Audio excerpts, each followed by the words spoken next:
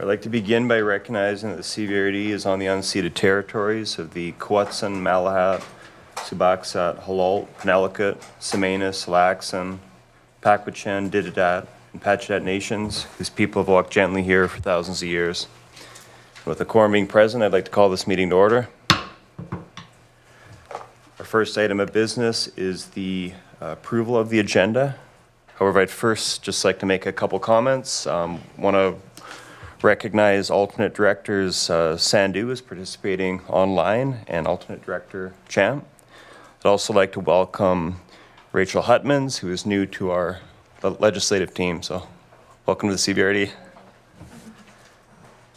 All right, so we have before us the agenda. Could I get a motion to approve the agenda? Moved by Director of Staff, seconded by Director Champ. Director Morrison.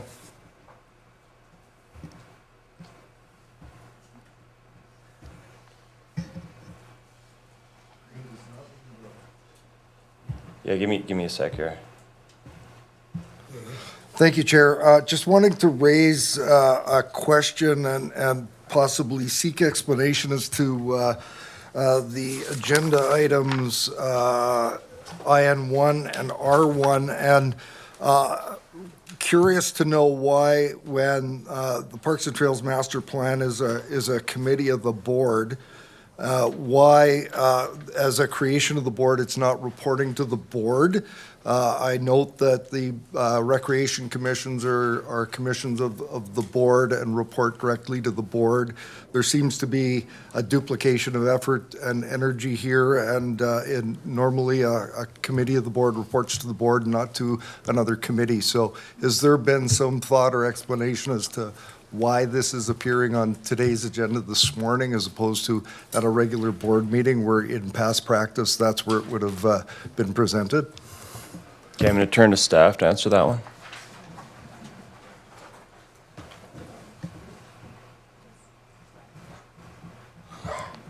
Mr. Farquhar. Good morning, Chair, and through to Director Morrison. The minutes that are there under IN1 are from your advisory group. It's not a committee of the board. It's just an advisory group that was appointed by the board to work with staff and work with this committee through the whole process to review and update the Regional Parks Trails Master Plan. Hence, this is coming to the Committee of the Whole, as this was where Regional Parks fits in terms of the corporate services that are provided. This is a regional issue and a regional matter and a regional function. Follow up, Director Morrison. I would like to perhaps ask that staff have an additional look at this. As noted, this advisory committee is a group that's been created by the board, and past practice is those groups that are created by the board report to the board. This wasn't a subcommittee of Committee of the Whole. If it was a subcommittee of the Committee of the Whole, it would report to the Committee of the Whole. Just want to ensure that we're operating properly as a regional district, and there are differences, and I think this is one of them. So I'd like there to be some this looked into for, clearly we have folks here attending and don't want to hold this up, but I think that this properly resides at the board. Thank you. All right, thanks, Director Morrison. So it's been moved and seconded. Ready for the question? All in favor? And opposed? Motion carries. We'll now move on to the minutes from the Committee of the Whole meeting of February 26th. And Councillor Justice has noted an error in the minutes. Yeah, thank you, Mr. Chair. Just that I'm not marked as present in the meeting, and I was definitely at the meeting, although I was at home online. Chair, may I? Yeah, we can make an amendment to those minutes and approve them today if you wish. Thank you. All right, would someone like to move that we adopt the minutes as amended? Moved by Director Segal, seconded by Director Abbott. Any discussion? All in favor? And opposed? None opposed. Motion carries. We'll now move on to public input period. So public input period is to offer the public an opportunity to comment on the agenda item before the committee considers the item. The public input period procedure policy allows for an allotment of 15 minutes where the speaker is welcome to comment on any item or items on the agenda for a maximum of 3 minutes. This excludes items that are or have been the subject of a public hearing. Input from the community is valued and appreciated. We request that input is presented in a friendly and respectful manner. Your cooperation in maintaining a safe, respectful, and orderly environment is greatly appreciated. So I'll now turn to the folks here in the gallery and ask if anyone would like to step up to the podium and provide input on any of the agenda items.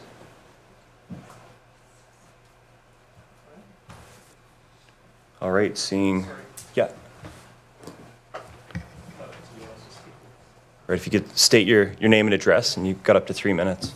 My name's Tony Wass. My address is 956 Dunn Avenue in Saanich. The reason I'm here is I'm here on behalf of Backcountry Horsemen of BC South Vancouver Island chapter to speak to the report that's come in on the Phase 1 work for the Parks and Trails Master Plan. So overall, it's a good report. It's on the input stage, and it's interesting to note that about 10% of the users reported on the trail were equestrians. What's interesting to point out is of the people in the gallery here, probably more than half of us are riders. So we're really interested, and we very much would like to work with the Parks Planning Group as they move forward in developing the master plan. So I just want to tell you a little bit about Backcountry Horsemen of BC. So we're not just a small group. We're about 1,000. There's about 1,000 of us as volunteers across the province in 19 chapters. We've been involved.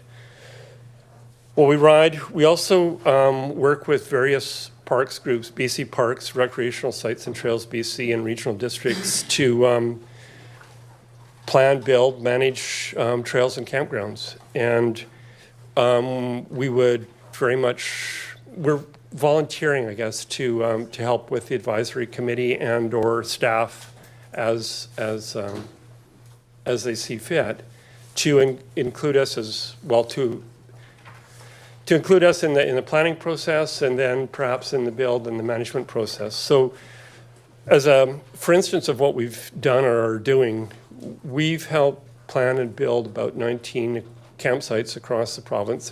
They're multi-user campsites. They are set up for horses, but anybody's allowed to use them. One of our more significant projects that we're doing right now is in partnership with the Strathcona Regional District, where we're the project managers for a $500,000 build of 40 kilometers of trail that are connecting 3 campsites. Initially, that trail, when it was set up 15, 20 years ago, it's pretty rough. It was horse only. When the project is finished at the end of this year, it will be multi-user hikers, bike campers, and horses. And Strathcona partnered with us because they really saw it as a great economic driver for tourism in their region and the type of tourism that they like to encourage, get people more actively involved and off of the motorsports.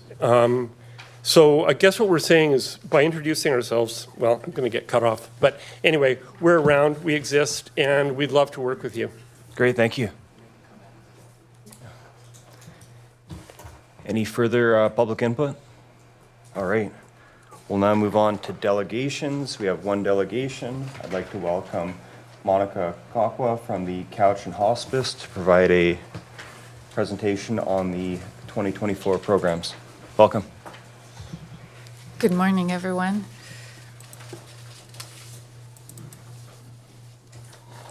Oh, lovely.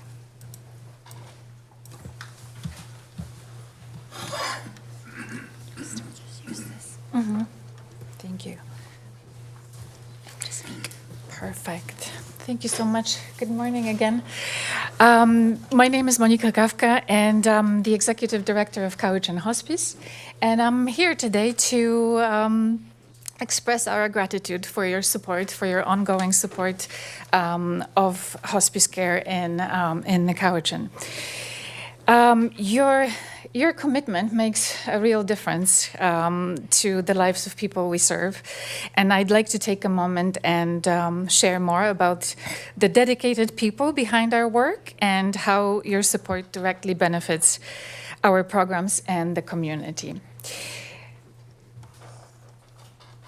All right. So we are a team of 10 staff and approximately 50 active volunteers, another 10 in training just as we speak. And we work to provide compassionate care to individuals and families facing limiting illness and end of life and grief journeys. What? Not that way. I wanted to share that our staff and volunteers offer deep listening and companioning to those we support. And unfortunately, illness, end of life, and grief are often pushed to the margins of our culture. So many of us struggle to find right words or worry about how to offer support to people who are facing serious illness, dying, or grieving. Our staff and volunteers come into those times and offer comforting presence in those very tender moments. They create a safe space of warmth, dignity, safety, and understanding, striving to ensure that no one has to navigate these journeys alone. Again, not this way. So I wanted to highlight here to show you how significant your contribution really is. We work very hard every year throughout the year to secure funding from individual donors. And while the generosity here is really pretty amazing, it can be also unpredictable. So having stable, ongoing support from CVRD, from Gaming Grant, as you can see, Island Health really provides a crucial foundation for our annual operations. So your investment directly impacts the life of those we serve, and we are really grateful for that. These numbers illustrate where the support really goes. So as you can see, around 480 people received grief support in the previous years. 255 people received palliative care, and that includes 103 patients of the hospice house. 104 people were supported with advanced care planning, which is helping people make their informed decisions about their future care. 386 family members received support as caregivers, and that also includes people around the patients in hospice house. And we also help people in the Cowichan Valley with navigating resources and referrals. So this reflects really the impact of the work we do, made possible with your funding. And I wanted to share a few updates from the hospice house. This state-of-the-art inpatient end-of-life care unit opened in 2019 with an amazing help of the community, and has since become a vital resource for the community. In 2024, the previous numbers that I was sharing, by the way, are very similar in 2024. Over 110 patients and their families received support at the Cowichan Hospice House, and all the 10 rooms are now open. Oh, excuse me. And this is a gratitude board at Cowichan Hospice House, and these are quotes written by caregivers in thank you cards addressed to staff and volunteers at Hospice House. I'm not sure if you can see them well enough to read all of them, but I will read just a couple to kind of highlight the important theme here, and that is caring for the caregiver. the tenderness and sensitivity you all shown helped us attain wonderful, precious time, insight, and emotional support. When a patient arrives at Cowichan Hospice House, Island Health team and Cowichan Hospice team work together to help the patient comfortable and familiarize them with the new home and support team. Next, we bring caregivers and family into focus and help them transition from caregivers back into their roles of wife, daughter, husband, friend, brother, etc. So they can concentrate on this cherished time with their loved one. One such caregiver was a gentleman named John, and John's wife was a patient in Hospice House. And even though there was a dedicated team caring for her, John still did her cooking, ensured that she ate, cleaned her room, and stayed all day and night. It became clear to our staff that John was becoming exhausted as he held on to the role of caregiver. So the team changed their interactions to gently focusing on him first. Little by little, he let the nurses do more and allowed himself to have more moments to himself. As he began trusting his support team, he returned to his role as husband, confidant, and best friend.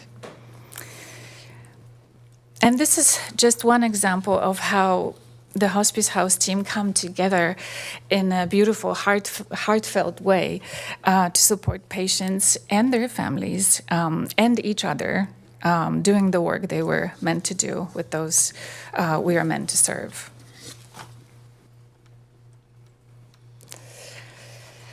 And this is one more story of the cycle of care and support your funding provides.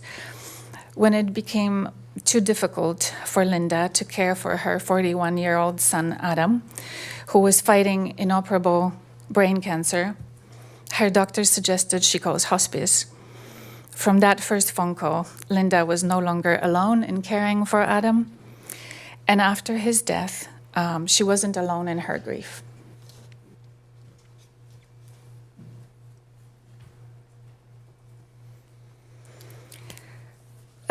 So I hope you can see that your ongoing support makes a profound difference in the lives of individuals and families facing some of life's most difficult moments. And I'm here on behalf of our staff and volunteers and those who your support helps to thank you and to thank you for your commitment and supporting hospice care. And I would be very happy to answer your questions. Thank you. Okay, thank you. I'm going to turn to Director Wilson. Yeah, thank you, Chair. Thank you, Monica. This is not a question. My involvement with hospice began 20 years ago through a family incident, for want of a better word. And the amount of assistance or just backup that they gave us at that time was just incredible. And I've seen the work that you do, and any of the directors here or anyone who's listening in, if you haven't seen the hospice facility here in Duncan, go down, talk to the people who run it down there. They do a good job. Thank you very much for everything you do. Thank you. And by the way, the tours are welcome, so please contact me if you would like to schedule one. Absolutely. It was nice to see some of you last year. Thank you so much. Yeah, on behalf of the board, just want to express our gratitude for this critical service you provide in our community. As you noted in your presentation, it's not only for people dealing with major illnesses near the end of life, but also providing that support to their family members who are grieving for the loss of a loved one. You mentioned that the Hospice House and providing a tour, so I appreciate you and your team providing myself and members of North Cowichan with a tour earlier this year, and would encourage the rest of the committee to reach out to Ms. Kalka to set up your own tour. It's a comforting environment that they provide for people who are dealing with a very difficult period in their life. And again, just want to express our appreciation for everything you and your team do. Thank you. It's really our privilege. Thank you. Thank you so much. Thanks.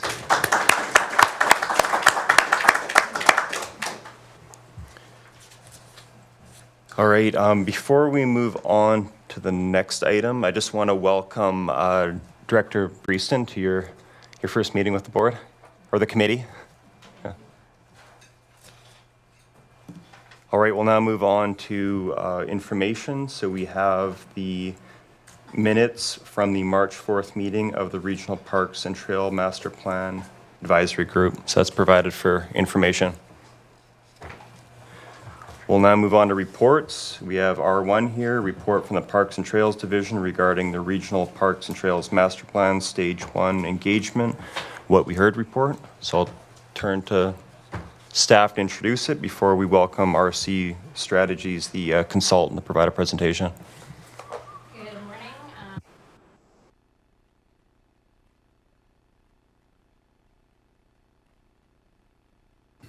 Thanks, Chase.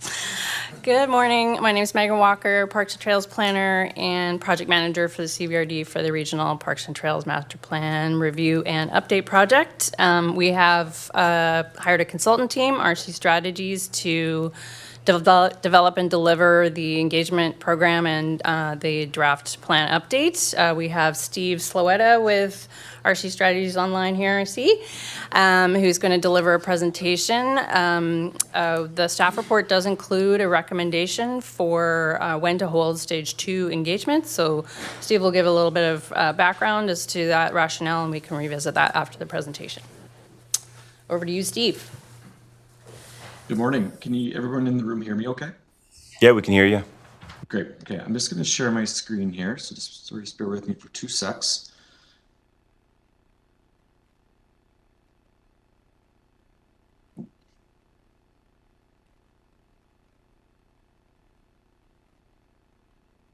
Okay, can I just get someone to confirm that you can see the screen? Okay. You can see the screen.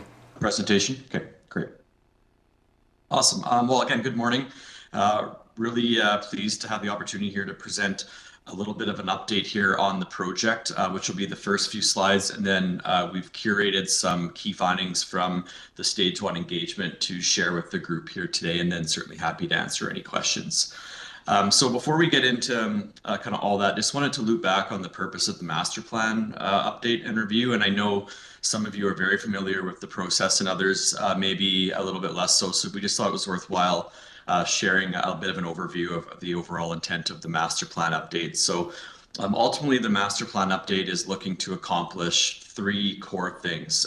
The first being to look at the 2007 vision, principles, goals, and priority actions, and renew those where necessary and add to, looking kind of broadly at the CVRD's Regional Parks and Trails program, which includes some of those priorities for parkland acquisition as well. Again, kind of reviewing and where necessary, renewing or revising those. The second point there, kind of focus around kind of the planning context, so ensure alignment with CVRD priorities, look at things like trends, undertake research and engagement to explore the current state of regional parks and trails, and use that to inform the master plan update. And then thirdly, ultimately provide a framework to continue to guide the CVRD's strategic and operational decisions pertaining to regional parks and trails for the next decade and beyond. Project process. So how are we going about developing the master plan? Well, the first part of the process is to do a bunch of exploration through research and engagement. So you can see on the graphic there, we've conducted the stage 1 engagement, which is what we're reporting on here today. And then there's a number of other non-engagement inputs into that as well. So doing some inventory and mapping of the system, looking at population and demographics, trends and best practices, reviewing the current way in which regional parks are delivered and invested in. That research and engagement will then dovetail into a draft master plan, which will then go back out and review with the community and interest groups and work with our advisory committee and so forth through the stage 2 engagement. And then ultimately that will lead to a final Regional Parks and Trails master plan update for your consideration. So that's a very quick, high-level overview of the project process, and where we're at right now, as I mentioned, is at the end of the stage 1 engagement.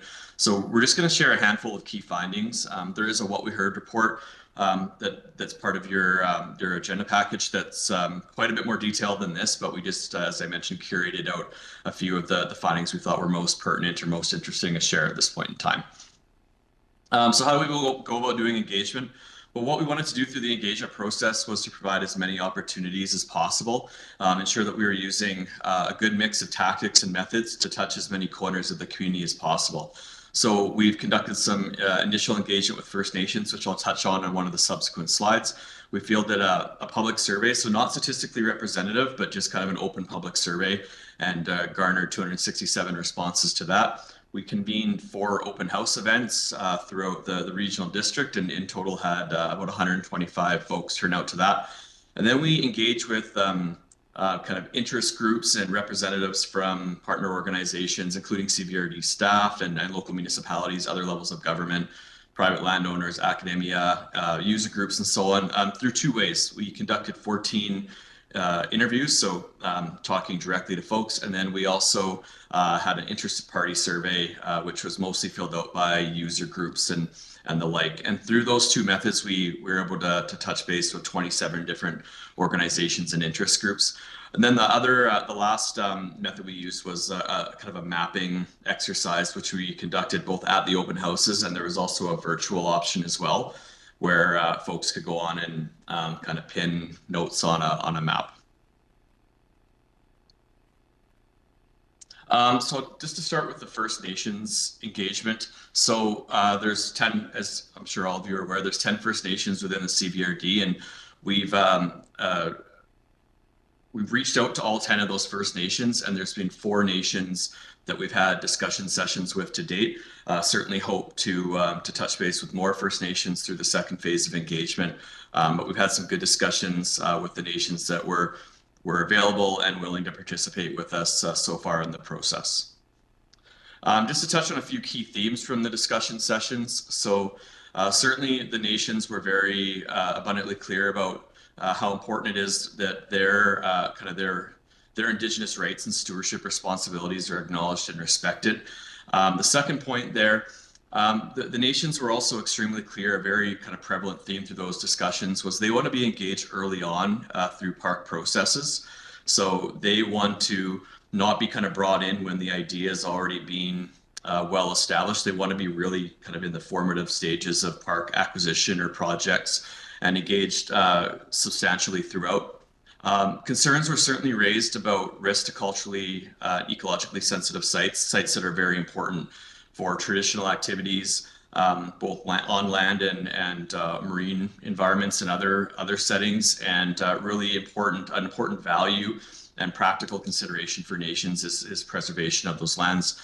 And then lastly, we had some good discussion around opportunities to just advance public education and awareness of things like Indigenous culture, land use, using heritage and using parks and trails as kind of an opportunity to share and educate on Indigenous heritage and culture through things like signage and programming and naming and so forth. So I'll get into some survey findings here from the public survey, and I'll go through this pretty quick, but certainly if once I've done the presentation, happy to answer any specific questions on any of these. So we asked residents through the public survey, why do you choose parks, and kind of what are some of those important aspects for choosing the parks that you go to? And you can see on the screen there, there's a number of motivating factors for why people choose the places that they go look to recreate within the regional parks and trails system. So certainly a number of kind of interpersonal, health and wellness related types of motivations, the most prevalent being just to get out and connect with nature and physical activity and so forth. We asked, dug down a little bit further to ask about participation during certain seasons, and the graph on the left we thought was interesting when we asked about participation for certain types of activities during the warmer months of the year. So you can see walking, hiking, nature appreciation, fairly prevalent type of activity that's occurring in regional parks and trails, dog walking, swimming, picnicking, and so forth. And when we asked about the colder months of the year, The types of activities were pretty much the same, but as you can see on the right, what does change is kind of the duration of activity, and probably fairly logical or intuitive that people are willing to spend more time outside in the park system during kind of the warmer months of the year, a little bit shorter duration during the colder months of the year. We asked about preferred level of difficulty. So, how intense do you like your activities to be in regional parks and trails? And you can see over 3/4 indicated that kind of more that sort of moderate intermediate level of difficulty was their preferred intensity of use. So kind of easy to intermediate, the top two there, and then the more kind of high intensity expert type of experiences level of difficulty a little bit later on in the bars. We then got into asking some questions about satisfaction with the CVRD's regional parks and trails opportunities. And we asked this to folks that indicated that they had used those regional parks and trails system in the previous year. And overall, pretty good news story here. You can see that the majority of responses are in one of the two satisfied columns. Obviously, if you ask this survey again in 5 years or 10 years, you'd love to shift some of that somewhat satisfied to very satisfied, but overall, a pretty low level of dissatisfaction. When we dig in a little bit more to asking folks that express dissatisfaction or satisfaction, kind of what elements of the system they're satisfied or dissatisfied with. Satisfaction levels were generally highest for multi-use trails and more kind of nature and land-based settings. And dissatisfaction tended to be a little bit more related to accessing the water, whether it be ocean, lake, river, beaches, and so on. So that was kind of notable as well. We asked folks about information sources, like how do you actually like to learn about the opportunities that are available within the regional parks and trails system, or which sites that are maybe most suitable for you. And you can see on the screen here kind of a mix of, I guess, what we'd call old school or traditional ways of communication. So 71% said really kind of word of mouth with family, friends, relatives. 61%, so about 2/3 indicated the CVRD website. All trails and all forks, you can see decent number of folks are using those app-based platforms to learn about regional parks and trails, brochures, and social media, about 1/4 of folks as well. So a number of different ways people are learning about opportunities to engage in parks and trails, regional parks and trails. We asked about what are your barriers to using the regional parks and trails system within the CVRD? So you can see the top bar in kind of the neon green there. So 31% said, hey, nothing limits my participation or use of those sites, which is good that that's the top bar. But that also means that 69% indicated one of the other barriers or more. So about 1/4 said too crowded, 21%, so about 1/5 said too far to travel. What's also kind of notable here is if we go all the way down to the bottom, only 6% identified lack of accessible barrier-free amenities, and only 6% also said inadequate comfort and convenience amenities. So most of the barriers identified were not necessarily support amenity related, which is, I think, a positive story out of this question.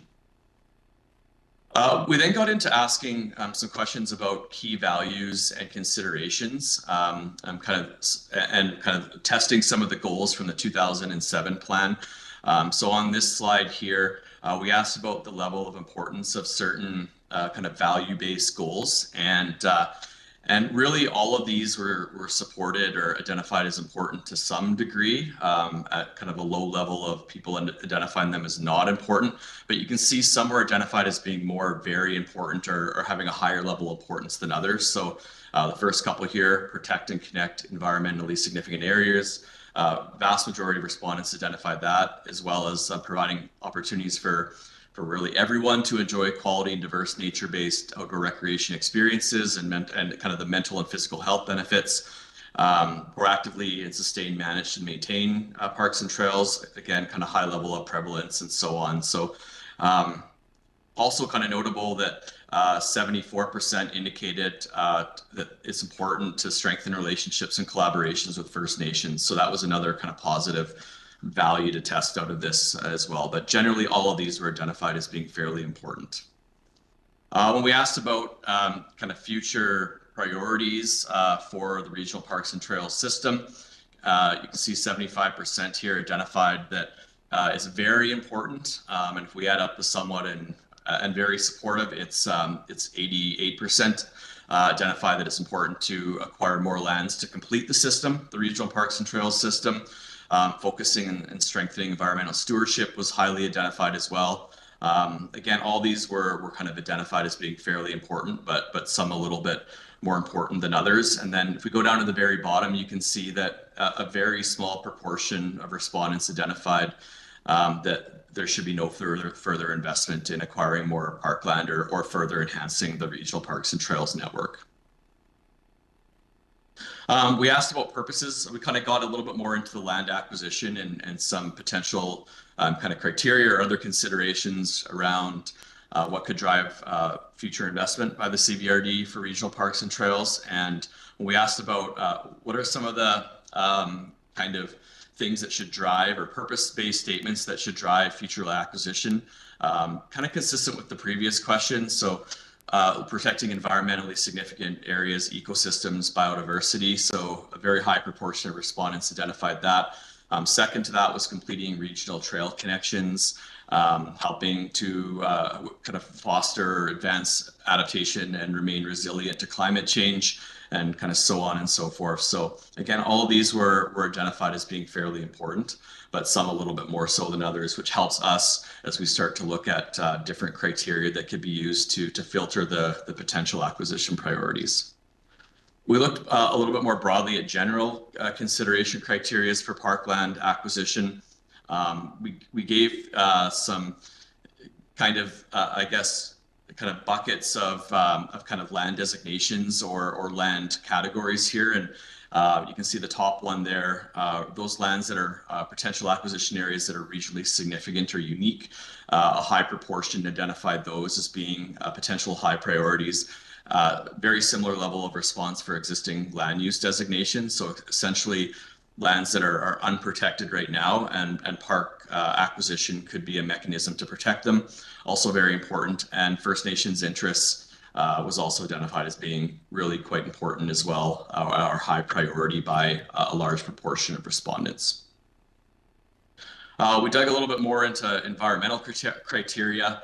Again, kind of similar story, all identified as important, but some a little bit more significantly than others in terms of their level of importance in the prioritization process. And you can see the top two that are quite a bit higher in terms of respondents identified them as high priorities, the level of threat for that land, and then kind of the ecological significance or sensitivity of that land. And again, parks being a mechanism to protect those areas.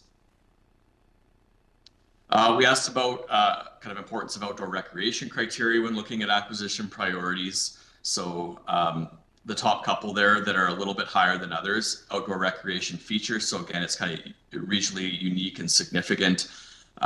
Things like kind of existence of potential trails that are already there, views, rock bluffs, swimming areas, the types of outdoor recreation activities, so they can support kind of active nature-based activities. Those two were kind of the highest when we looked at outdoor recreation criteria. We asked about community values and the level to which they should be priorities when looking at acquisition priorities. You can see on the left there, climate adaptation and resilience. Over about 50% or about half said that should be a high priority, and 79% said that should be, or 50% said highest priority and 79% said high or highest priority. But overall, that kind of stuck out for us. Public interest, so the level of overall public interest also identified as being quite significant. And then also cultural values. So you can see on the right there, scenery or the cultural features were identified as being fairly high priorities for folks that responded to the survey. And then we just got a couple left of these prioritization criteria slides, but we asked about kind of feasibility criteria. So essentially, how should viability influence the potential acquisition process or when we're setting priorities? And again, all these were identified as being very high priorities. So size, affordability, partnership and stewardship opportunities, owner support, if it happens to involve a private landowner, all identified by the majority of respondents as being either the highest or high priorities. And then kind of the last question related to sort of acquisition criteria setting and overall investment was just around the acquisition fund itself. So obviously there's a need for resourcing to support any future acquisition efforts. And you can see on the slide here, overwhelmingly high levels of support amongst public survey respondents to maintain the Regional Parkland Acquisition Fund. And then we asked about the CVRD's Regional Parks and Trails Volunteer Program and just generally the support for volunteer efforts. And again, you can see most people were quite supportive of continuing with the investment in the volunteer program. So that's the public survey. I just have a couple themes here from some of the partner and community organization engagement. So again, this was conducted through an interested party survey as well as a series of interviews.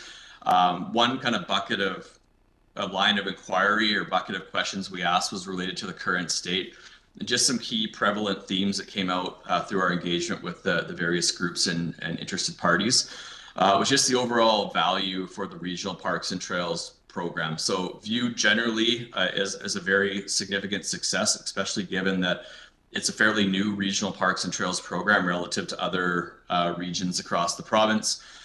There's certainly a perception that the diversity of experiences within the system is relatively strong.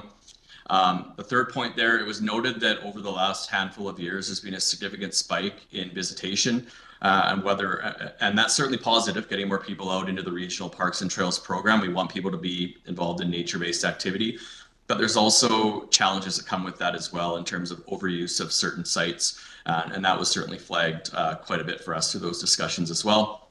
Kind of related to that, we heard that a lot of folks that are out kind of recreating outdoors, they don't really know what system they're in. They don't know if they're in a community park, regional park, provincial park, not a park in some cases, Crown land. So yeah, and that doesn't necessarily, they don't necessarily need to know. It was kind of conveyed to us, but certainly they are looking for some level of consistency. So that's just important to keep in mind. We heard about some training activities in terms of demand for kind of off-road vehicle opportunities, mountain biking, those kind of activities are growing. And there's certainly, again, positive, but certainly some challenges related to things like road trail building or those activities occurring in sensitive ecosystems. And then lastly, really all of the different park providers, community, regional, provincial, they all told us that resourcing is a challenge for all of them in terms of trying to meet their mandates. Looking forward, we asked some questions about kind of future priorities, similar to the resident survey, and some key themes that came out of those discussions was just kind of questions over the viability of managing backcountry areas. So some of those areas that are a little bit further away from kind of highways and population centers, like is it actually viable to invest and kind of maintain those areas on an ongoing basis? Second point there, heard a lot about the importance of working with First Nations, again, from kind of the idea stage to the actual potential co-management or operations of those potential park sites. Number of different perspectives on kind of balancing active use versus conservation or limiting access when we're looking at potential priorities. I think overall everybody thinks both are important, but there are some different perspectives in terms of maybe what is more important or less important when we're looking at potential acquisition priorities. And then lastly, last couple points there, master plan expressed to us it needs to provide some guidance on some of those emerging issues and topics, increased visitations, new trending types of use, and then the importance of collaboration and dialogue amongst all the different entities that provide parks in the region. We had some open houses, so really great just to have a chance to chat with some different folks and see how they engage with the different exercises. So just some key themes that came out through the open houses. Again, really strong level of support for continued parks and trails acquisition and investment, very much a prevalent theme throughout the engagement. We heard a lot about trail connectivity as a real focus area, and a lot of those conversations were related to the gap in the CVT and the benefits and need to fill in that gap and have the CVT be a kind of a contiguous trail with no gaps, both for recreation and active transportation purposes. And then just a couple other themes, again, kind of the conversations around balancing conservation and active use. Heard a lot about water access as a priority. People want to engage with the water have safe and appropriate ways to access the water, and then just overall providing a good mix and diversity of opportunities that are highly accessible to all different types of users.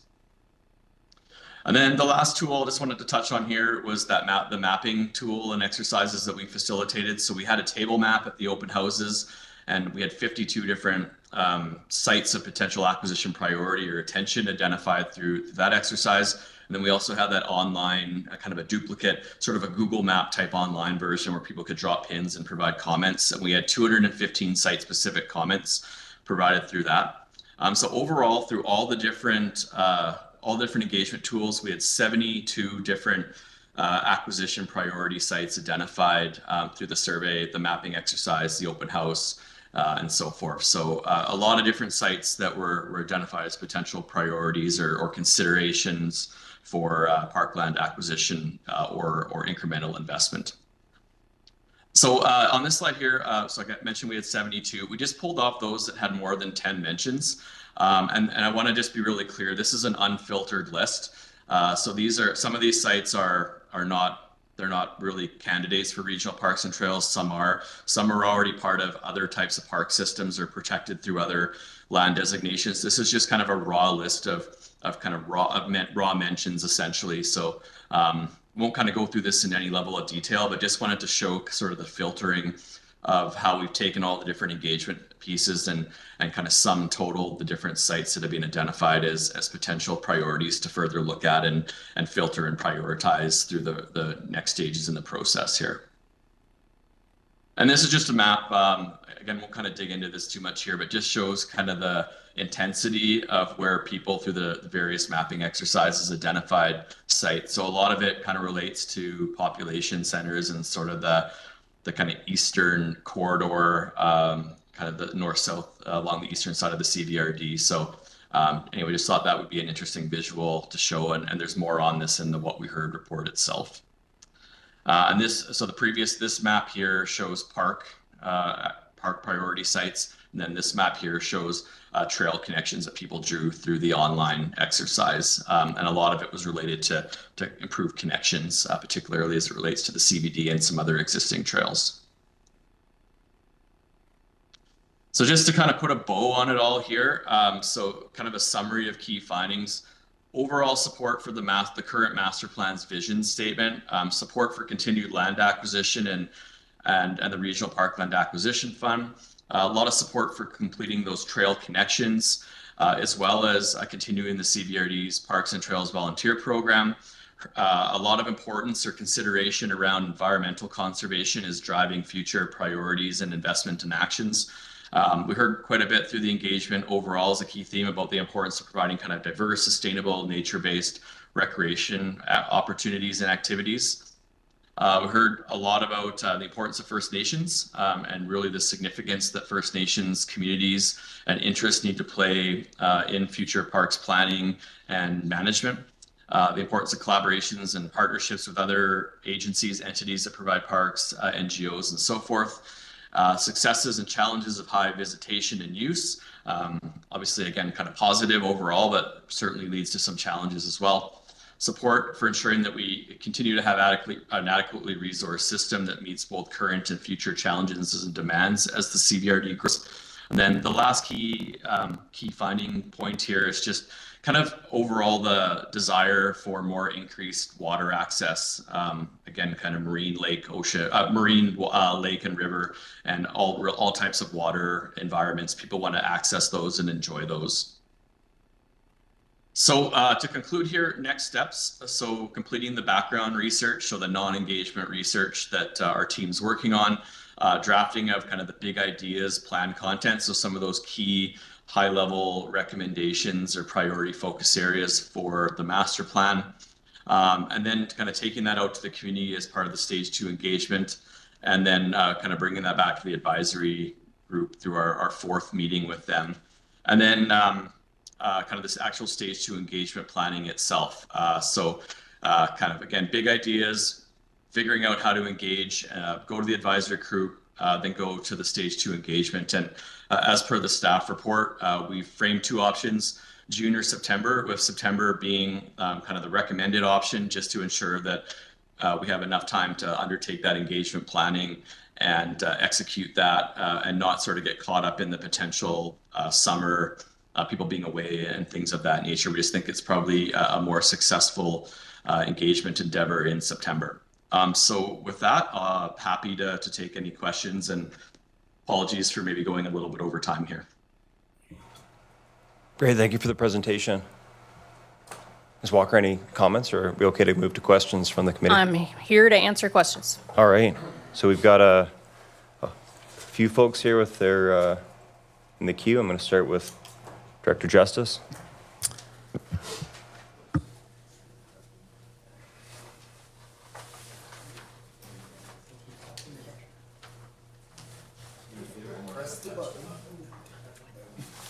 Oh, thank you, and sorry for that.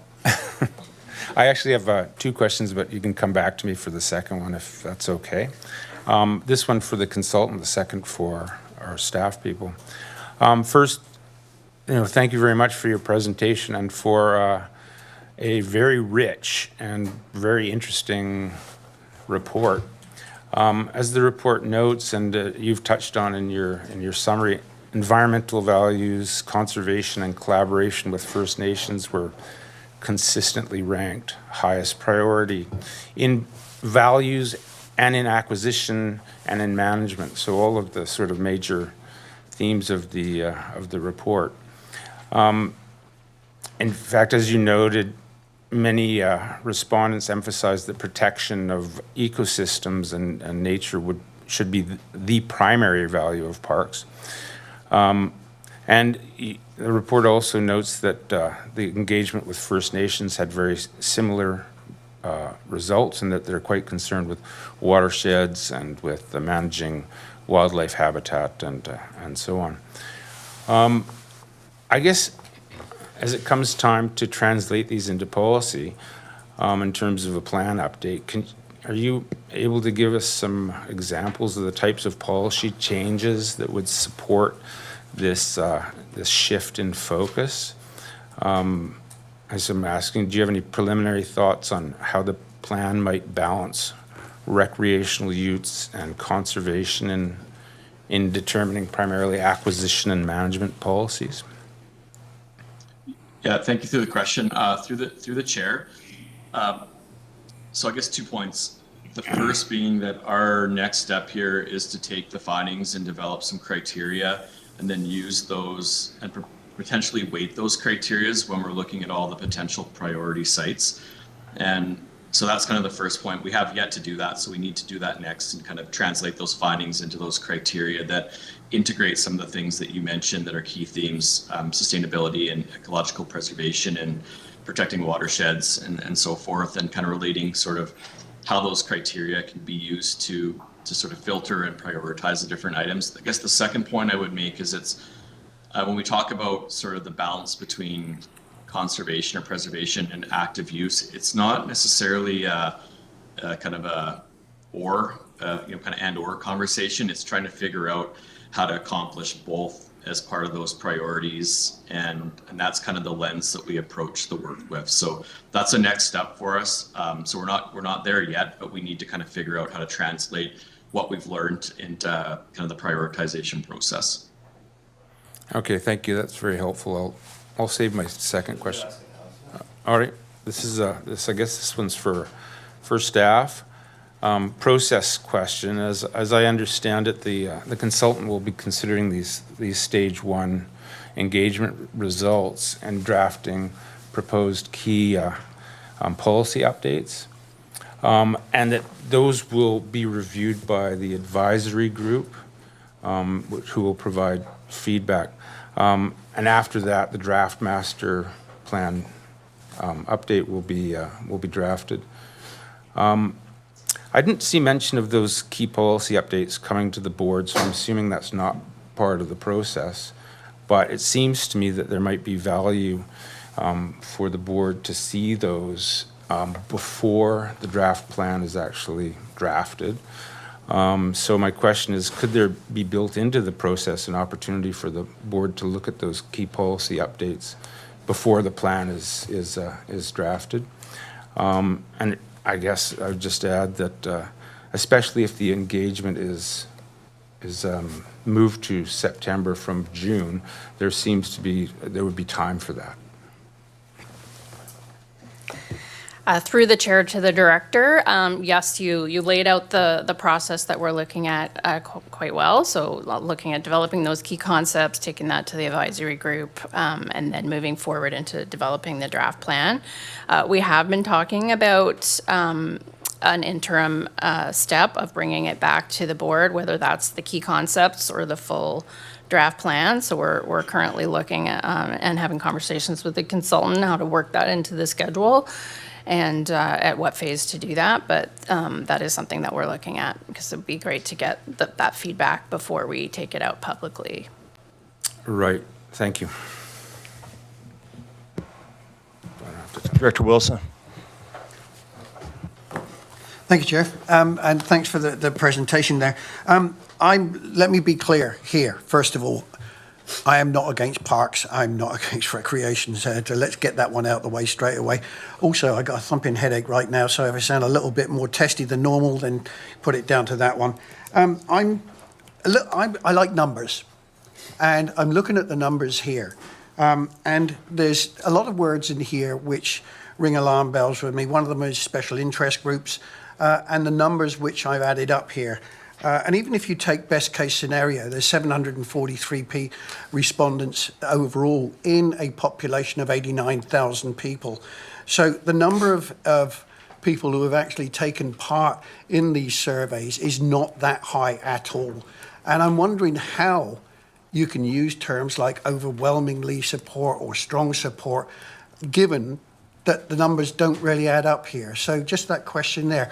Where do you get the numbers for strong support? I'm not sure if this one's staff or Mr. Swalker. Steve, do you want to take that one? Sure, I'll start off and then Megan certainly jump in. Yeah, through the chair to the director, really good point. I mean, we would love for every resident in the CVRD to fill out, complete a survey or participate in the engagement. That would be optimal. We know that that's not realistic, and there was a lot of effort that went into promoting participation in the broad public engagement. But what is most important overall for us when we do this work is to try to get a diversity of perspectives. So that's why we use a number of different mechanisms to gather feedback. So we want to talk to groups, we want to talk to partner organizations, NGOs. We want to obviously get feedback from the public, which we did through both the open house and the public survey. And then we also do a bunch of other non-engagement research as well. So it's not like the engagement findings, while important, it's not the only driver of the draft master plan. There's a whole bunch of different inputs that kind of get put into the the funnel, so to speak, and then we kind of make sense of it, and the master plan is kind of what falls out of that, which then gets brought back to the advisory group and most likely this group for consideration as well. So a bunch of different inputs that we use, and again, we would love to hear from everybody. Not always possible, but we try to touch as many corners of the community as we can to get kind of a cross section of perspectives, but acknowledge the point for sure. Yeah, and follow up, please, Mr. Chair. Yeah, go for it. Yeah, and thereby hangs my problem. Phraseology is everything here. And if we're going to throw words like overwhelming and strong and this, that, and the other, we're guiding people here. I don't like it. There is support. Of course there's support. But let's not go overboard here. Mr. Chair, I don't mean to be pedantic, but I find the phraseology here to be misleading. And I'll leave it at that. Thank you. Director Estache. Thank you, Chair. Really quick, just for the opportunity to respond to Director Wilson. When we have special interest groups, one thing to note that while we may have 730 individual respondents to surveys like this, as we see, we have the Backcountry Horsemen in this group. And as well, I'm a member of the Cowichan Trail Stewards. So Cowichan Trail Stewards currently have 500 Cowichan members. So when that special interest speaks as one voice, they're representing an additional 500 pieces of input. And I can't speak to the numbers for Backcountry Horsemen, but those are also significant amounts. So while you have those respondents, we can see overwhelming area where we're actually seeing a much larger demographic reach of the area. So just a quick opportunity to share that from my input on how important special interest groups, where they aren't special interest groups, they're the volunteers that make our trail system successful. On that note, my question, I was going to do one and then come around, but following the lead of Director Justice, I'll jump with two of them, two separate topics here. And coming back again to the Backcountry Horsemen, I do really appreciate the comment they made on there, because it's a two-part on a multi-use for large-scale trail systems in here, and the need for primitive camping, most notably because of the surge in bike packing. What we see in a lot of the western U.S. is the long-distance primitive horse packing. And then as well, I've shared it here, and I urge everybody to go to VancouverIslandTrail.ca. Vancouver Island has an 800-kilometer trail that a very large portion goes through the Cowichan Valley, and there's no amenities for those through hikers using the VIT to primitive camp. And same with the bike packers. Bikepacking.com, Blue Planet are all showing this area. People are coming here. It's the Cowichan Valley 8. Going back to the comment for Backcountry Horsemen, with them doing that trail there in the Strathcona Regional District, they've got a 1,000-kilometer trail called the Tree to Sea that's not maintained by any organized group, but it's getting people from across the world. So with that, in what you've heard or what the committee's talked about, are we looking at any primitive camping? What that means is literally like a gravel spot or a picnic table where someone that's doing a long through hike, or the Cowichan Valley 8 starts in Victoria and goes through the entire Cowichan Valley, somewhere where you can stop and literally there's no amenities. You just put your tent there and you go, because honestly, everybody that's going on long distance bikes, hiking, they're road camping. They're just going into the bush, out of sight, and they're camping. So if we can provide the amenity of that. So in your findings, have you got anything on primitive multi-use amenities? Through the chair, yeah, certainly, like, we tested kind of the types of experiences that folks are looking for, and you know, that came up as something that certainly there is interest in. But in terms of whether, like, how that translates into the recommendations, we're just in too early days to be able to say if that's going to be a high priority or not at this point. So yeah, sorry, I don't have a great answer for you at this point, but that's something that's kind of a next step for us to explore through the drafting of the master plan and the big ideas.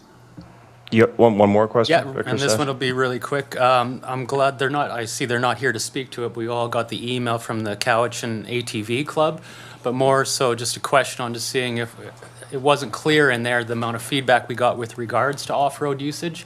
I race regularly throughout the Vancouver Island series, and we have no amenities in the Cowichan Valley for enduro motor dirt bikes, off-road bikes. Our surrounding regional districts, the RDN, the Comox Valley Regional District, and the CRD all have amenities. Now, the difference with theirs, though, those are partnerships with BC Rec sites. So in your early finding of works, have you found any opportunities in the Cowichan Valley? Because right now everybody has to leave, and there is only one event that happens once a year in the Cowichan Valley, and that's on a private property. But these events, when I go to them, there's about 600 people that come to these events. There's Whiskey Creek, Cook Creek, and the Tansky Jordan River sites. So, but those are in partnerships with BC Rec Sites BC. They're official sanctioned, authorized areas. So have we seen any opportunities to explore that more? And then, of course, following up with the email we got from Cowichan ATV Club. Yeah, through the chair. So through some of the discussion sessions we convened, we heard, I guess, two points there. We heard about kind of the increasing demand for off-road vehicle opportunities, and how, you know, that's something that we need to provide some guidance on in the draft master plan.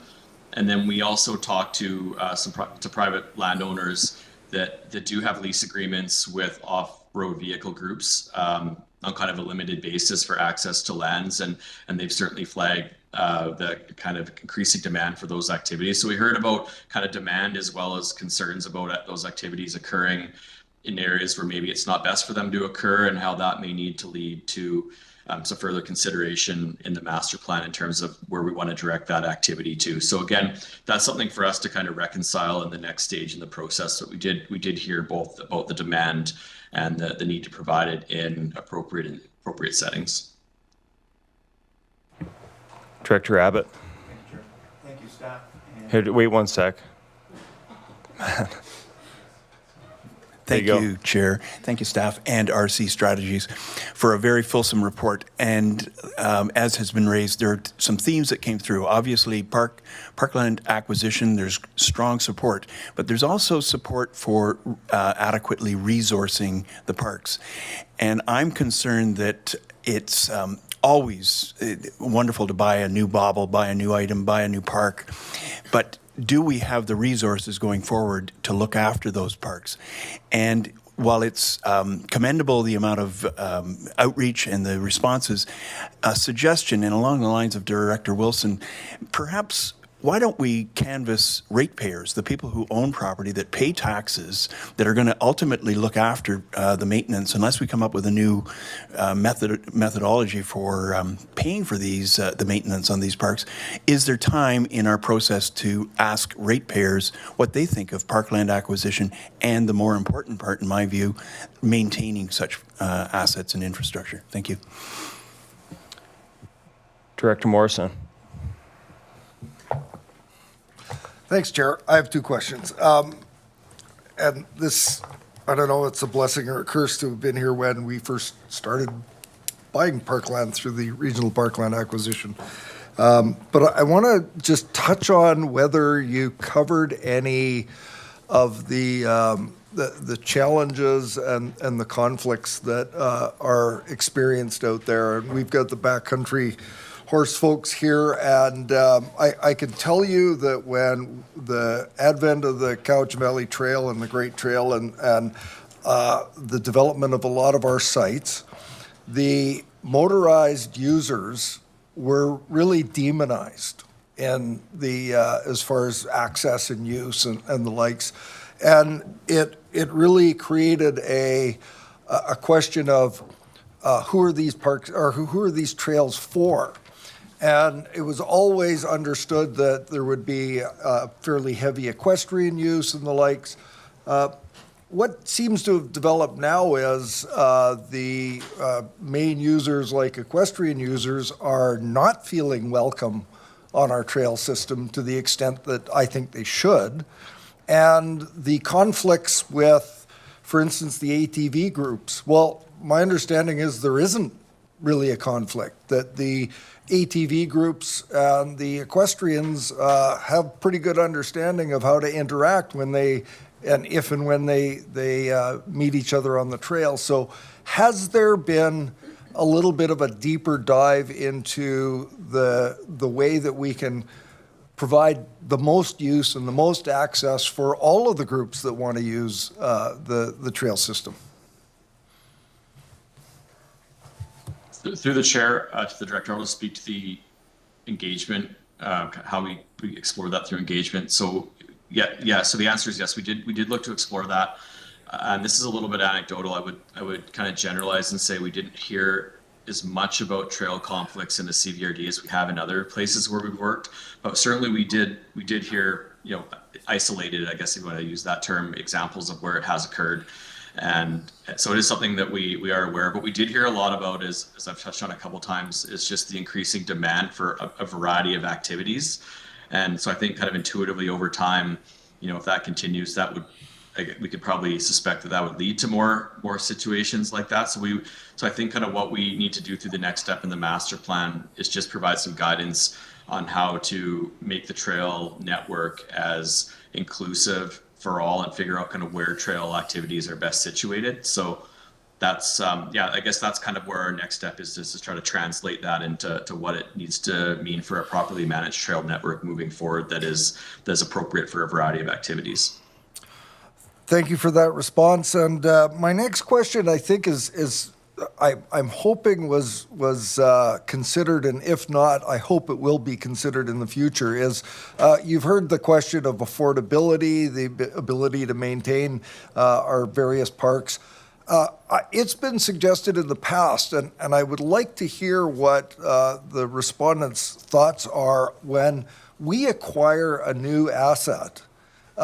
we acquire it, and then we go, okay, now what are we going to do? And then we have to find funding for a park management and use plan. Has there been any discussion of the notion that you acquire a new piece of property, but even in the purchase price, we consider the cost of a park management plan? And the reason why I say that we contemplate this at the beginning is that if it's strictly for environmental values, then it's going to be a pretty cheap plan. If it's going to be a multi-use, heavily used asset, then there's going to be a lot more go into it. So again, the question, has there been any discussion, or will you look at the notion of tying in a park management plan with the acquisition of new assets? Through the chair, maybe I'll defer that to staff in terms of what's occurred in the past, but noted as something to consider. And I think that's a good point in terms of like future direction for the process from what happens from acquisition through to determining the best uses for that land. So that's a good point, and I've noted that here, but I'll maybe ask staff to comment on what's occurred previously. Mr. Farquhar? Thank you, Chair. Through to Director Morrison, a good question. I know this has come up at this table in the past, and certainly within the overall Regional Parks Trails master plan itself, it's an overriding document that at the end of the day provides priorities on guidance of lands of interest to acquire. But certainly the update of the plan can give some consideration to looking at elements around doing a bit of master planning or management planning at times of advancing certain interests. You're quite correct in noting as well that the range of parks, whether they be through our community parks program in electoral areas or regional parks, can have quite a range in terms of community interests, in terms of what actually transpires on those lands, from developed parks, quite intensive, to looking at larger landscapes that remain relatively intact, and as you note, primarily with a focus on ecosystems. So this is certainly something that the update of the plan can reflect on and perhaps provide some guidance in terms of consideration on moving forward for future land acquisitions, how that could be incorporated into it. So a very good point, and certainly something that working with the consultants, we can take that under advisement. All right, thank you. Director Deck? Thank you, Chair. This was a wonderful report. Thanks very much for all the hard work that went into it. My question is, in the intervening years from the referendum till now, have priorities shifted or remained relatively the same? Ms. Walker, In do you want terms to take of that one? public. Yeah, it's a question for staff. Yeah, thanks. I would say there are definitely a lot of, this round of engagement found a lot of themes that we're carrying through and ongoing support for a lot of the elements that were in the 2007 plan, a lot of support for the vision, the priority sites, the ongoing acquisition and expansion of the system as according to the plan. I think some of the new emerging ideas that we're seeing this time, maybe elevated from the previous round, would include reconciliation for sure, is kind of elevated from there, and perhaps maybe a slight elevation of the environmental values. And maybe we're definitely still seeing that balance of interest of environmental values and outdoor compatible outdoor recreation, but perhaps a slight a bump there. Steve, do you have any other comments of what you saw coming forward that might be a bit of an emerging trend or a shift? Yeah, through the chair, I think, Megan, you captured it well. I think when obviously we're in a different climate socially and in terms of some of the planning considerations now than was top of mind in 2007. So you mentioned First Nations and kind of reconciliation and decolonization of park systems. Certainly the environmental considerations came through quite strongly. And I guess the only one I would add to that is just more use of the park system, or potentially more stress on the park system, and how that may impact or not impact different priorities moving forward. So I think those are things for me that are maybe elevated relative to 15 years ago. And I would add, since you mentioned climate would be another theme that was, present in 2007, but is probably more elevated now. Thank you, thank you. Follow-up, Director Dye? Yes, I'm just, thank you. I'm just wondering, in terms of something that Director Morrison brought up, was the addition of the thought around how much the acquisition will cost. And I'm wondering if in those environmentally sensitive areas where restoration may be needed, or special management techniques would be needed to promote biodiversity and protect rare species. I wonder if that will need to be included as well. Just a question. Through the chair to the director. Yes, I mean, that would be something that would be considered in efforts such as a management plan, would be what type of environmental management strategies we should be looking at that would be appropriate for that particular site. Thanks so much. Director Nicholson. Thank you. Thanks for the great report. I am really pleased that we might have an opportunity to look at the policy before it goes out to the board or out to the community in a more final state, because I think we have a huge challenge here. And it's clear from this report that we are trying to do a lot of things with our park system, but they're very valued by the community. And we're trying to do it now with less financial resources. So it really speaks to me about, and we also need to take seriously this notion of First Nations involvement, and it's a great opportunity. And it's great to hear that the community values the volunteerism and partnership stuff. So it's an opportunity right now, I think, to step back and think a little bit about how we deliver a park system. And what I think I'm hearing so far in the discussion is pretty traditional. CVRD goes out and buys a piece of land and it becomes a park and we manage it. But I think some of the things that we're trying to do could maybe be done in more of a collaborative partnership approach. And I am wondering if you are looking at policy options around governance stuff that would allow us to expand the way we develop a park system. I'm thinking about things like conservancy stuff, because we aren't going to have the resources to buy all the land we need. And the biggest challenge in this valley, and I don't think a lot of people really understand, but most of this is private land.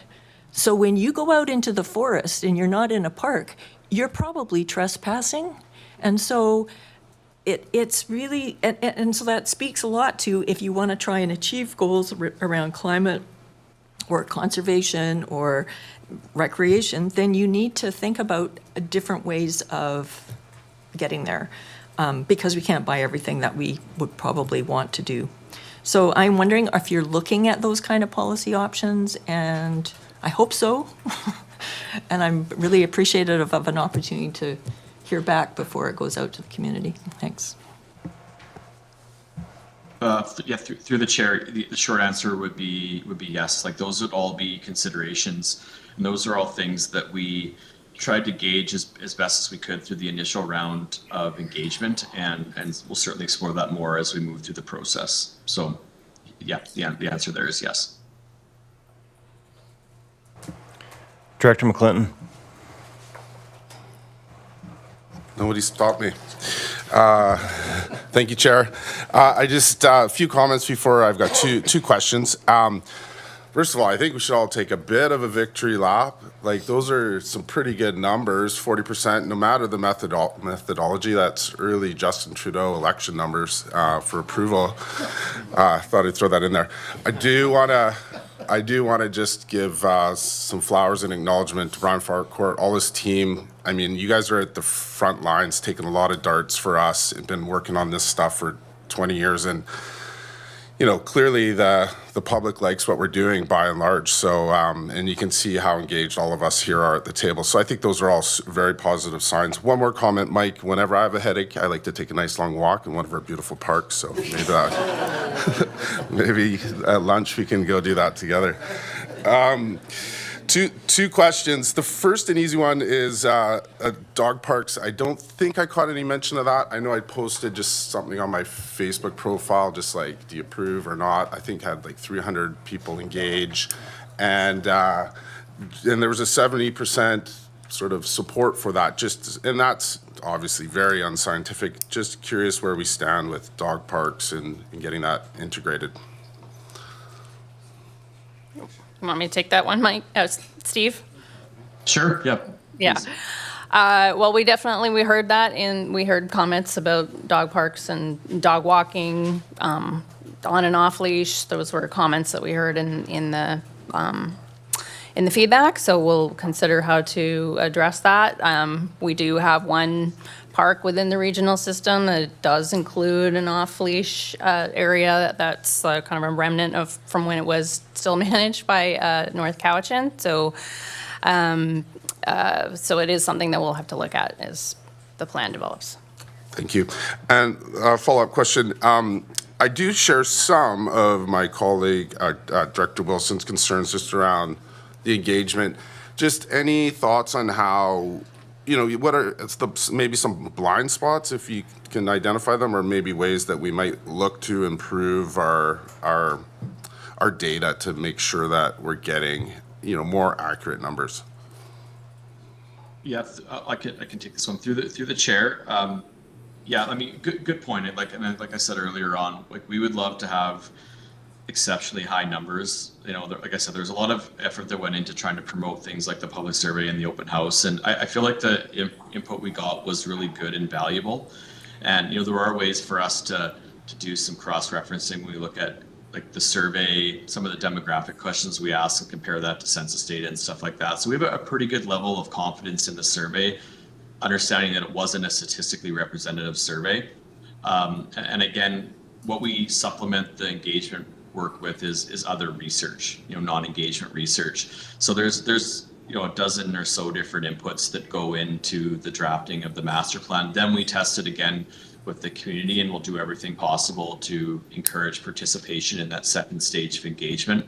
So, you know, it's really just about having a number of different inputs and multiple stages of engagement so that we're kind of following a really robust process. And, you know, that ultimately almost always leads to a really good place. That was a great answer. Thank you.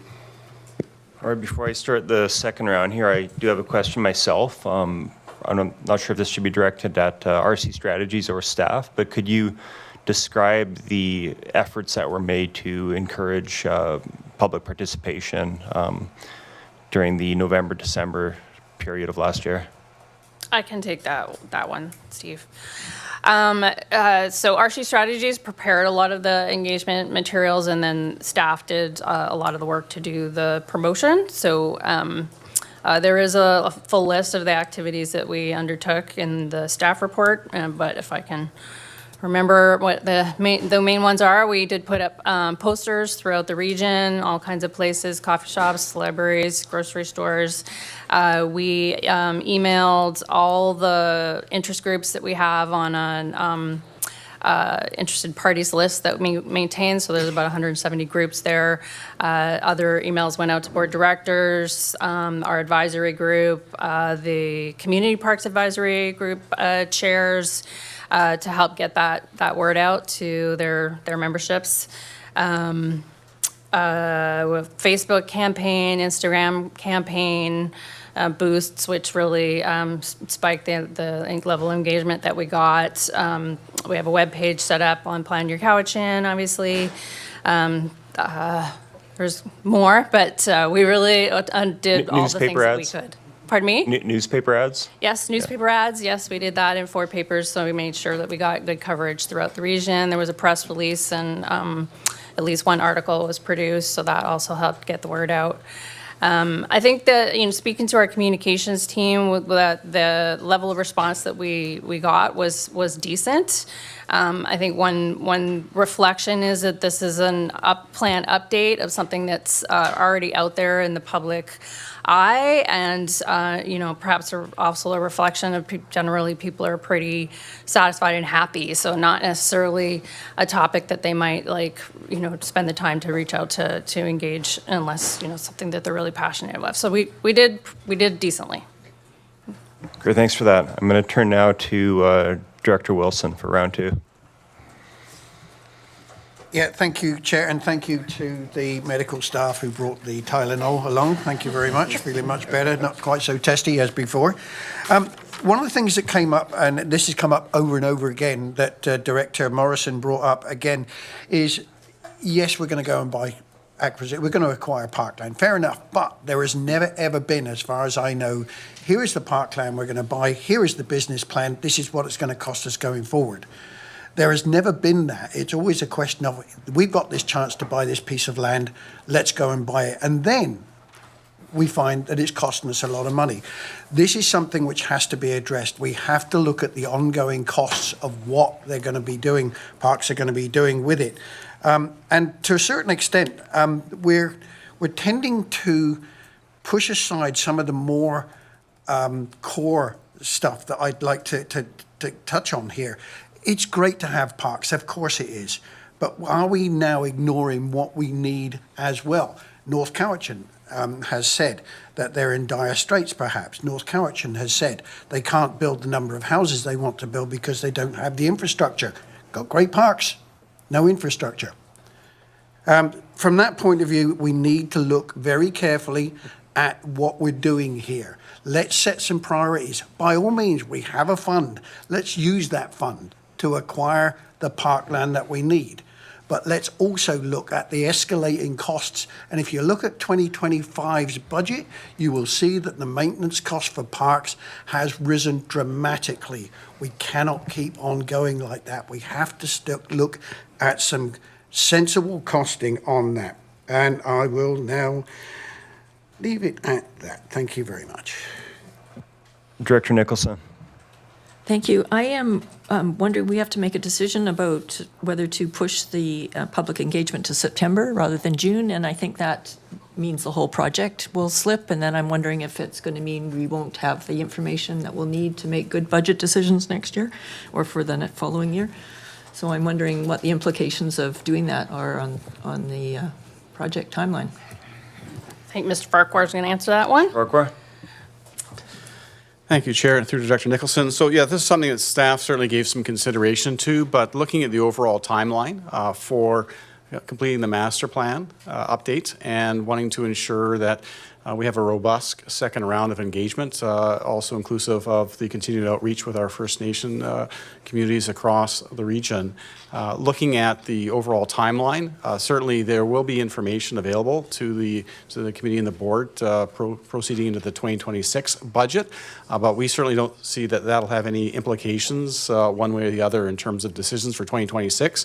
And then certainly with looking at the plan completion, if we went to an early fall second round public engagement, would be looking to complete the plan by year end or early into 2026. That would then provide a lot of time for moving forward with the 2027 and beyond budgets. So we don't see any downside at this stage in terms of budget planning for next year and thereafter as well, versus having the opportunity to have a robust second round of public engagement and really bringing forward a plan that reflects your community's ideas, suggestions, thoughts, and support for a plan update. Okay, thank you. Director Abbott. Thank you, Chair. I thought I asked a question earlier and I didn't hear a response, and so I'll ask it a little more succinctly.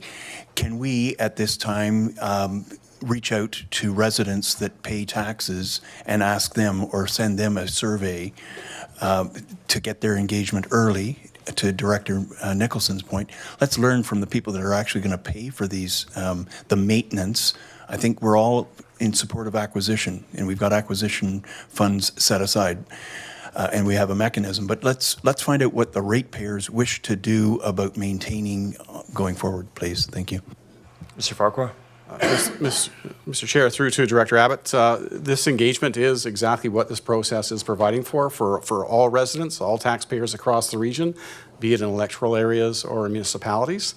This is an established function of the CVRD, Function 280, Regional Parks and Trails, as well as I think the committee is well aware of. The establishment of the Regional Parkland Acquisition Fund itself was set up through a referendum back in 2008 that did reach out and ask the taxpayers, did they want that function? So no separate than any other function that exists in the regional district, there are costs to provide a service.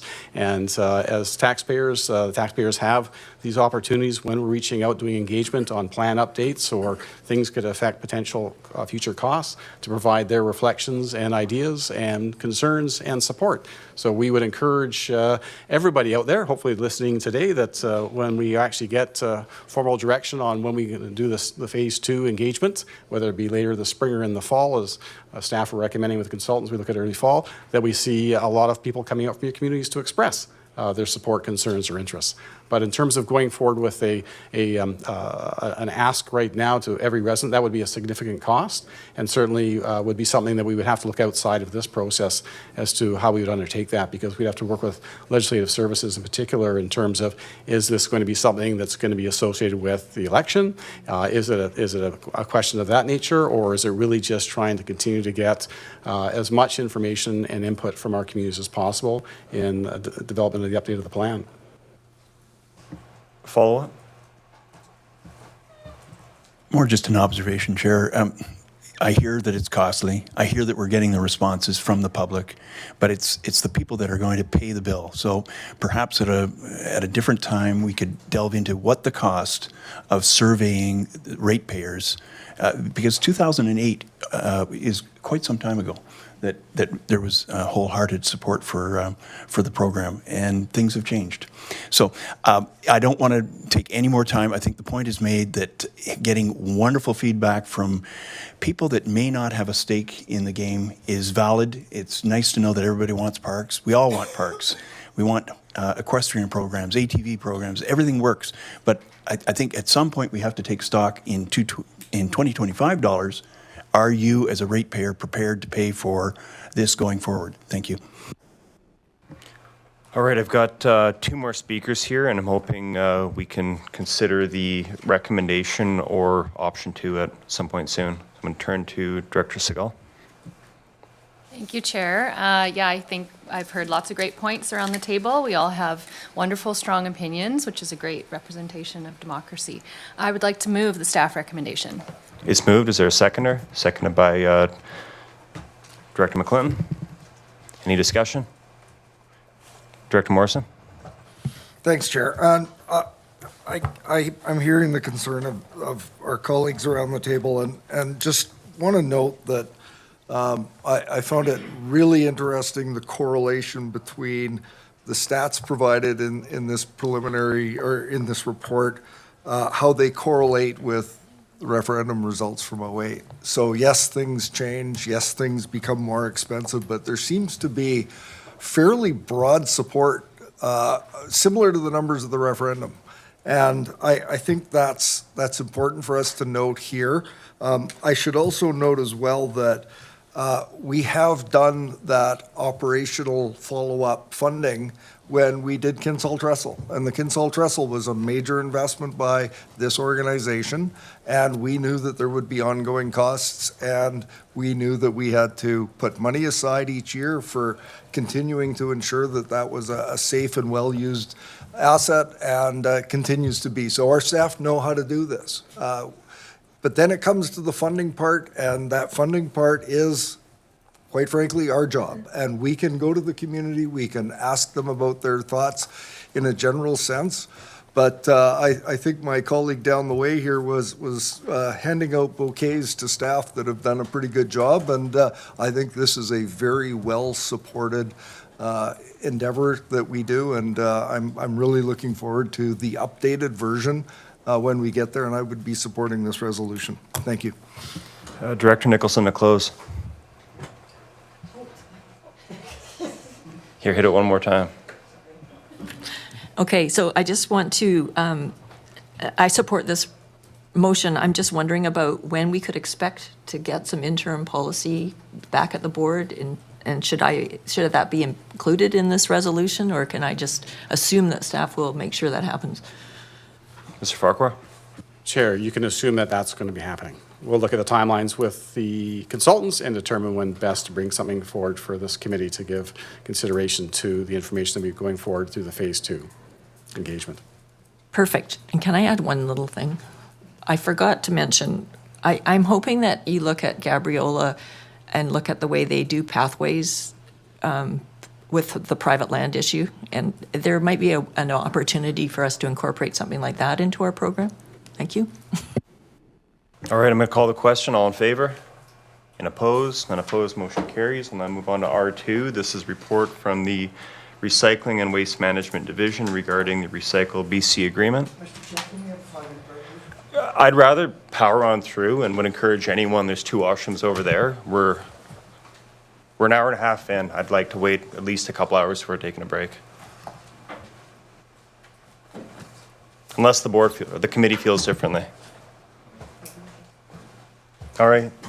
So we've got a report on the Recycle BC agreement. Thank you, Chair. Good morning. The CVRD has partnered with Recycle BC since 2014 for curbside and recycle depot recycling collection for residents. In return for organizing and collecting the material, Recycle BC provides the CVRD with financial incentives based on the volume of material collected and the number of households. The most recent agreement was entered into in 2014 and has undergone multiple change orders. And in September 2024, Recycle BC submitted a new agreement with statements of work for a 5-year term, 2025 to 2029. We recommend, staff recommends entering into the 5-year term, but also recommend that we continue to collaborate with other jurisdictions to address concerns and push for more financial support to meet the requirements of the agreement. Great, thanks for that. Any questions for staff, or do you want to consider the recommendation? Director Morrison. It's moved. Is there a seconder? Second by Director Abbott. Any discussion? All in favor? And opposed? None opposed. Motion carries. We'll now move on to R3. This is a report from the Recycling and Waste Management regarding the municipal type service agreement with member municipalities for consolidation and transfer of curbside solid waste. Thank you, Chair. So the CVRD provides garbage, recycling, and organics consolidation and transfer services to the municipalities through the Bings Creek Recycling Center. The municipalities collect their curbside material from the residents, deposit it at Bings Creek where it's consolidated, and then shipped to the next destination. So as we just discussed, Recycle BC recently submitted a new 5-year agreement to all the collectors, including the municipalities, and this included a statement of work for the consolidation and transfer service. The purpose of that statement of work is that Recycle BC is looking for assurance from the collectors that the transfer facilities, such as Bings Creek, meets certain requirements, such as safety, capacity, and scale operations. The municipalities reached out to staff for assurances that those requirements were all met, and it was determined that drawing up an MTSA would support the solid waste collection by the municipalities and then further managed by the CVRD. So staff are looking for approval for the CVRD to enter into the MTSA with the municipalities for solid waste management. And upon approval, the municipalities will have every opportunity to review the MTSA with their councils. Director Morrison. Move the recommendation. It's moved. Second by Director Estache. Any discussion? All in favor? Opposed? None opposed. Motion carries. Thank you. Thank you, Ms. Klitschko. We'll now move on to R4. This is a report from Emergency Management Couch regarding the Disaster Resiliency and Innovation Fund 2024-2025 CVRD application. What's that? Yo, Mr. Wainwright? I believe is online.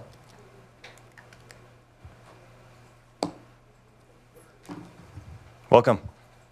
Morning, folks. So you have the report in front of you.